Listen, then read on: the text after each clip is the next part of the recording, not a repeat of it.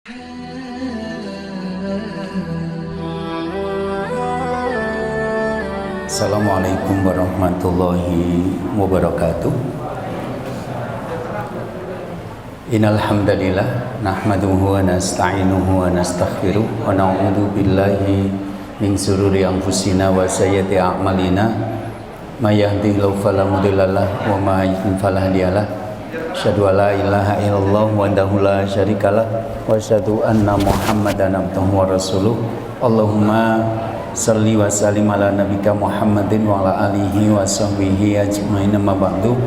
Usikum wa nafsi bi taqwallahi faqad fazal muttaqun. Hadirin yang dimuliakan Allah, bapak-bapak, ibu-ibu dan saudara-saudara kaum muslimin rahimakumullah. Alhamdulillah, kita panjatkan puji syukur kepada Allah Subhanahu wa taala. Pada malam hari ini kita dipertemukan Allah di majelis ini. Beberapa wajah baru bagi saya, ini adalah kesempatan bersilaturahmi, menambah kenalan, menambah keluarga, dan kalau bukan karena dakwah ini tidak terjadi. Beberapa wajah lama saya lihat wajah-wajah ini di beberapa tempat yang saya mengisi kajian di sana. Kita pada malam hari ini akan membahas tentang satu persoalan, yaitu mengenali akar masalah dalam keluarga.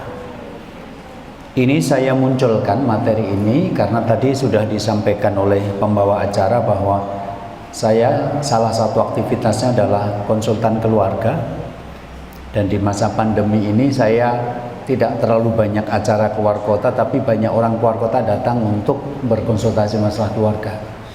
Jadi ternyata pandemi juga memunculkan masalah baru, mulai banyaknya ibu-ibu yang hamil di pandemi gitu ya. Jadi jumlah kelahiran anak ternyata bertambah ya, tapi juga ternyata banyak yang bermasalah secara ekonomi. Di Jepang konon sampai ada tambah orang bunuh diri itu sampai 15% selama pandemi ini. Yang menarik adalah di antara mereka yang datang itu merasakan rumah tangganya tidak nyaman, kemudian berkonsultasi, tapi kebingungan sebenarnya masalah sebenarnya apa. Nah, saya mencoba untuk memetakan bahwa sebenarnya kalau kita sederhanakan, masalah dalam rumah tangga itu tidak banyak. Poin yang paling besar cuma dua, nanti akan saya sampaikan.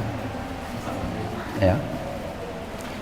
Tetapi ada di antara masalah itu yang saya sebut sebagai bahaya laten. Jadi dulu waktu sekolah, guru sejarah itu mengenalkan saya dengan istilah bahaya laten, yaitu bahaya yang tersembunyi, terpendam, tidak kelihatan tapi mempunyai potensi untuk muncul.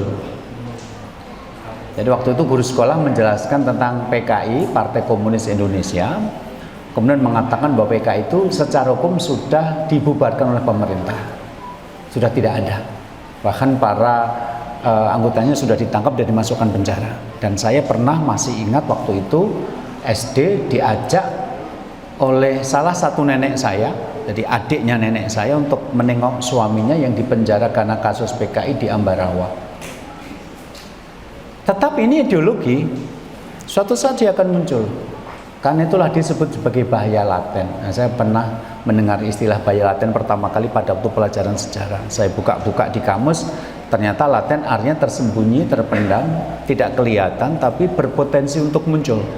Nah, saya katakan bahwa banyak sebenarnya orang yang menikah, meskipun dia senyum-senyum pada waktu pesta pernikahan, sebenarnya dia menyimpan bahaya laten. Enten nongko 2 tahun atau 5 tahun lah ini masalah gitu loh. Karena apa? Karena nanti akan saya terangkan kenapa seperti itu. Jadi banyak orang tidak menyadari bahwa istri yang dia pilih itu berpotensi menimbulkan masalah di kemudian hari. Suami yang dia pilih itu berpotensi menimbulkan masalah di kemudian hari. Kira-kira 2 bulan yang lalu saya melakukan terapi rutin. Ya, saya punya beberapa teman terapis yang membantu saya untuk menjaga kesehatan di tengah kesibukan dan jarangnya saya berolahraga. Nah, waktu itu saya dijanjikan jam 1:30 siang, tapi jam 1:04 saya sudah sampai di tempat. Nah, praktis terapis saya itu sedang menangani pasien yang lain.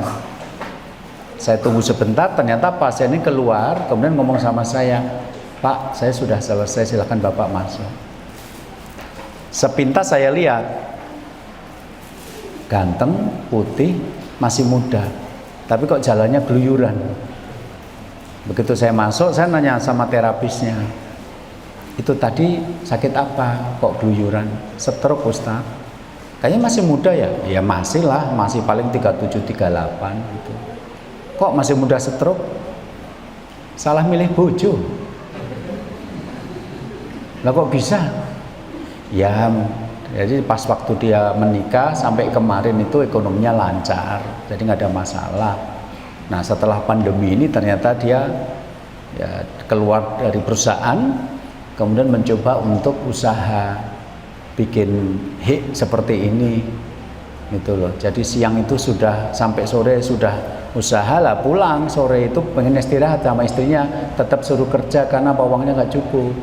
Akhirnya malamnya tetap kerja, ya gokar, dan itu ternyata setelah bertahun-tahun membuat dia tidak seimbang karena kurang istirahat. Akhirnya apa? Stroke. Jadi pesan saya bagi yang belum menikah, salah milih bojo mare stroke. Hati-hati. Hati-hati.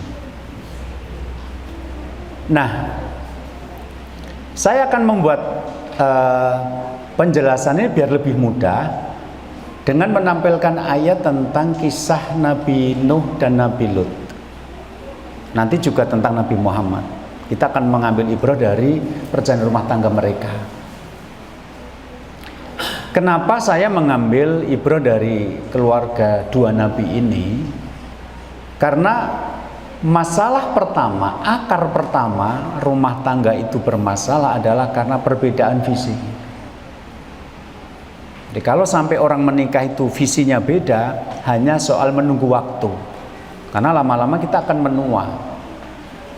Naik uang yang kita miliki juga naik turun, kadang banyak, kadang sedikit, kadang tetap banyak tapi hutangnya bertambah juga bisa. Yang masuk ke kita tetap, tapi pengeluarannya bertambah kan bisa, bayar anak sekolah, ada yang sakit di rumah sakit sehingga butuh biaya tambahan. Terus kemudian makin lama pesona kita juga makin memudar. Kalau dulu gagah, semakin lama juga semakin tua, semakin rapuh, mungkin juga semakin sakit. Nah kalau pada awal-awal pernikahan visi yang berbeda itu belum menjadi persoalan, nanti suatu saat menjadi persoalan. Jadi saya cerita begini Bapak, Nuh dan Lut itu ketika menikah belum diangkat menjadi nabi. Harus paham dulu, Nuh dan Lut itu ketika diangkat belum menjadi nabi. Jadi perempuan yang mereka pilih jadi istri itu pilihannya bukan karena pilihan kenabian, wong belum jadi nabi kok. Jadi ketika Nuh dan Lut itu memilih jadi istri, pilihannya adalah pilihan sebagai seorang laki-laki normal memilih perempuan. Jadi pilihannya adalah perempuan yang selevel dengan kedudukan mereka berdua sebagai calon nabi. Calon nabi itu gagah, bangsawan, kemudian bisa ngomong, karena nanti salah satu tugasnya adalah menjelaskan tentang keimanan kepada Allah, di mana harus menjelaskan tentang hari akhir yang abstrak. Gimana coba ketika Rasul menjelaskan tentang surga, beliau mengatakan mainun ra'at wala udunun samiat wala khatara alal qalbil basar. Surga itu kemerduan suaranya belum pernah didengar oleh telinga manusia, keindahannya belum pernah dilihat mata manusia, kelezatannya belum pernah terbayang dalam pikiran manusia. Coba, Nabi harus menjelaskan tentang kamu akhirat yang seperti itu, di mana otak tidak menjangkut, mata belum melihat, telinga belum mendengar. Itu kan berarti abstrak, di luar kemampuan panca indera untuk menjangkau. Tapi Nabi menjelaskan itu bisa diyakini. Jadi kita hari ini ketika menjadi seorang muslim, berarti kita meyakini surga itu ada. Padahal surga itu tidak ada dalam pikiran kita, nggak bisa membayangkan. Telinga kita belum pernah mendengar, mata kita belum pernah melihat. Nabi harus orang hebat karena harus menjelaskan itu. Maka Nabi adalah laki-laki pilihan. Nah ketika dia menikah, maka perempuan yang dia nikah juga perempuan pilihan. Cantik, bangsawan juga. Jadi sebagai laki-laki memilih perempuan seperti ini sebenarnya tidak ada masalah. Dan rumah tangga Nuh dan Lut itu tidak ada masalah sebenarnya. Tidak ada masalah. Bukti dari mereka tidak masalah apa? Mereka memiliki anak-anak dalam pernikahan itu. Nuh memiliki 4 orang anak laki-laki dengan istrinya, Lut memiliki 2 anak perempuan dengan istrinya. Tidak ada masalah. Ya, coba kita ke ayat ini dulu, surat At-Tahrim 10 ini dulu untuk menemukan akar masalahnya. Daraballahu mathalan lil ladzina kafaru imra'ata Nuh wa imra'ata Lut. Kanata tahta abdaini min ibadina sholihaini fakhonatahuma. Allah membuat perumpamaan bagi orang-orang kafir, istrinya Nuh dan Lut. Mereka berdua dalam pengawasan 2 hamba kami yang soleh, tetapi mengkhianati kedua suami mereka. Di sini muncul kata fakhonatahuma, mereka berkhianat kepada suaminya.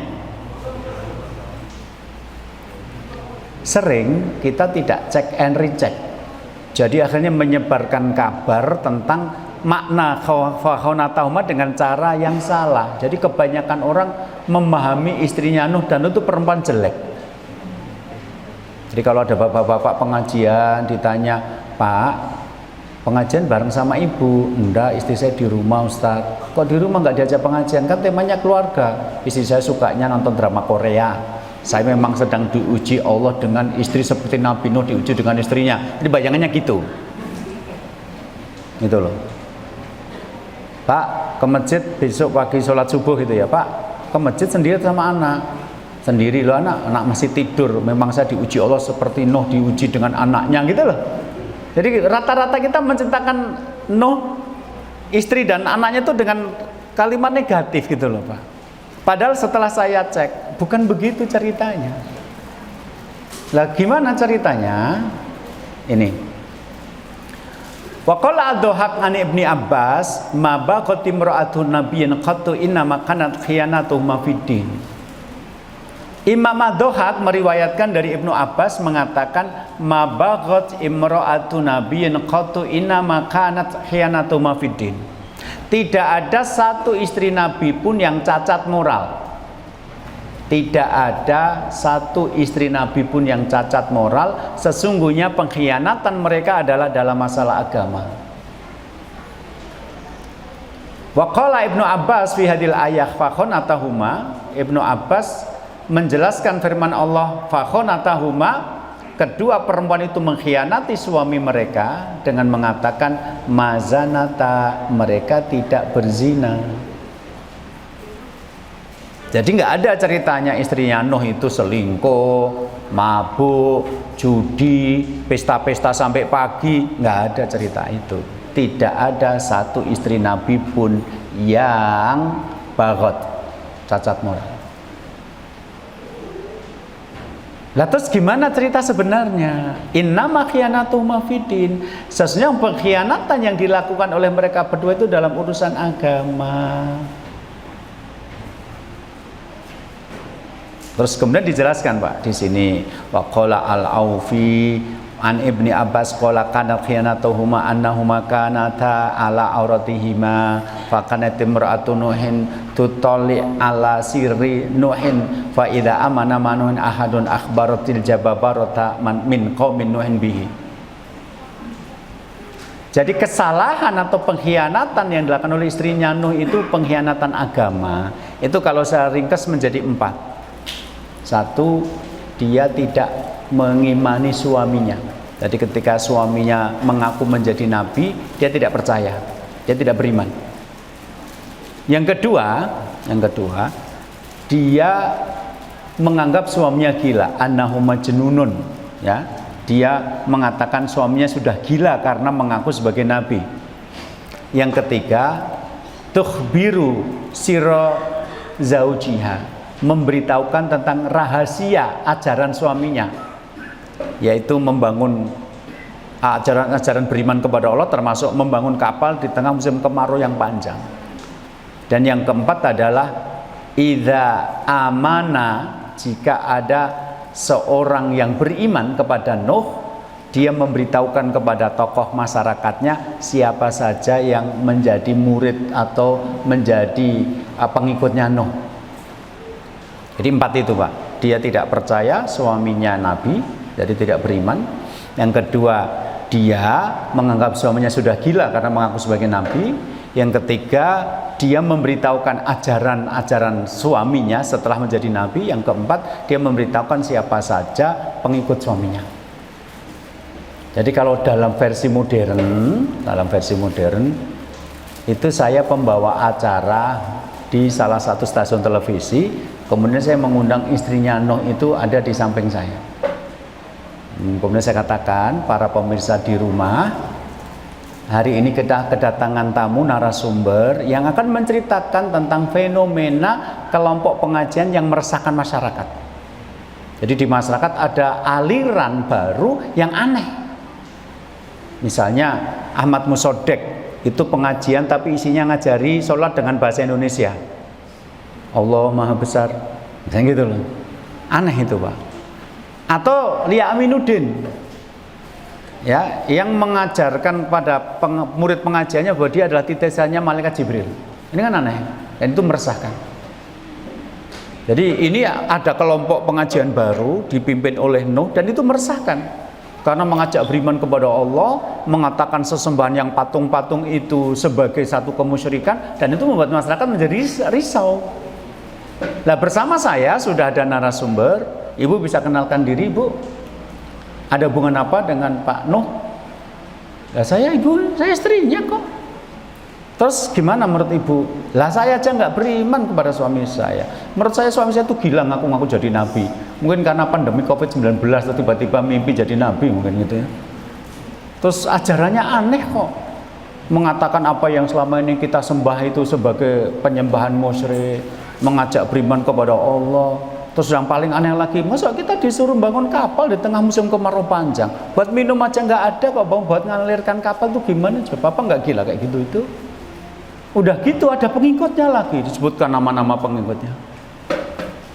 Jadi di mata masyarakat istrinya Nuh ini bukan bagot, bukan cacat moral. Di mata masyarakat gelarnya istrinya Nuh adalah pemberi informasi tentang munculnya kelompok sesat gitu loh, Pak. Kelompok yang meresahkan masyarakat. Anda harus paham konteks pembahasan cerita ini biar Anda tidak menuduh sembarangan.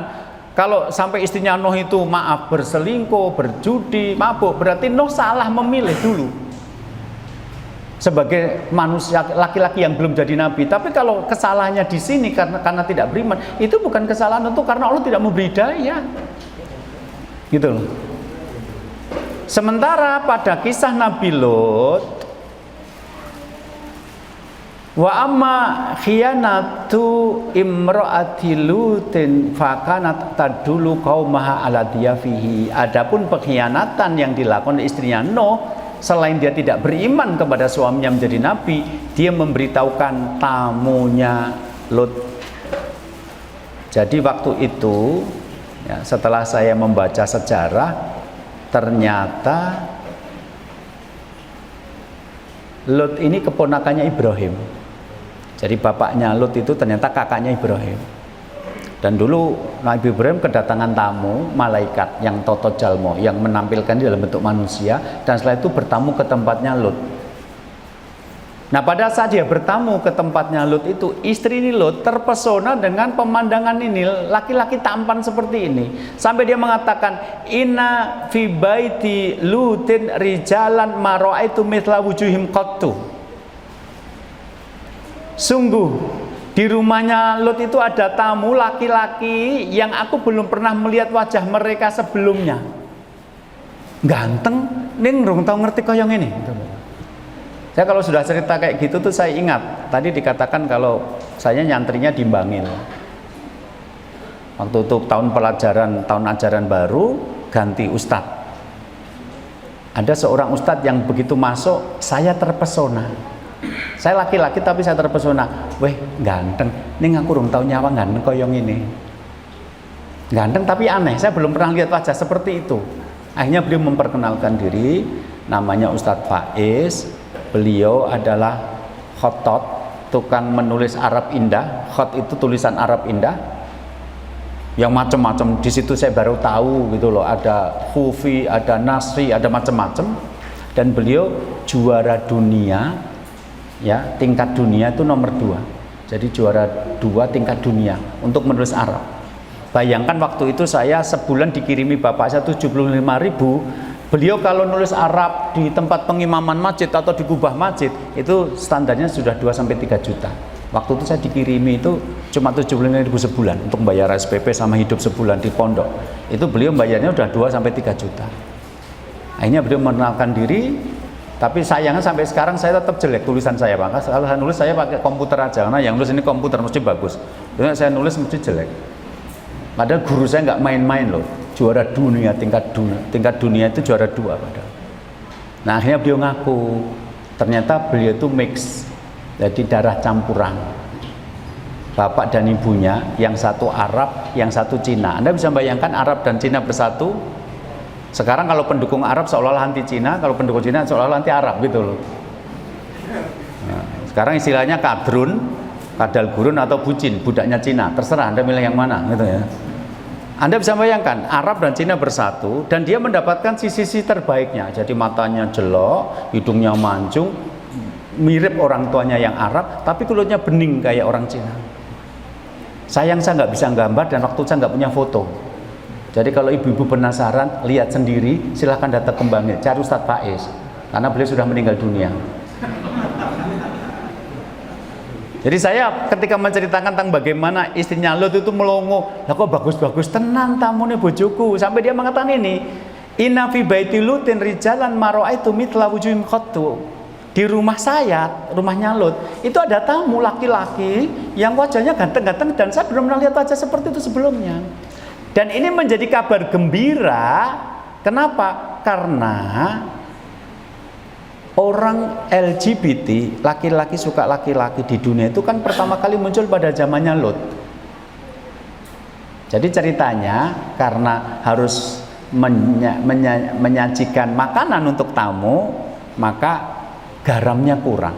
Kan bumbu paling penting itu kan garam. Mau enaknya kayak apa nek ora nek ngasih wis hilang rasanya. Maka dia keluar. Nah ketika dia keluar tuh kan orang nanya gitu, mau beli apa? Beli garam. Belum. Kan biasanya udah beli rutin, ini kok kurang, kan harusnya masih cukup. Enggak, di rumahku ada tamu. Terus cerita, tamunya ganteng banget dan itu menyebar di tengah masyarakat. Akhirnya mereka datang ke rumahnya Lot untuk minta tamunya dikeluarkan, ditunjukkan.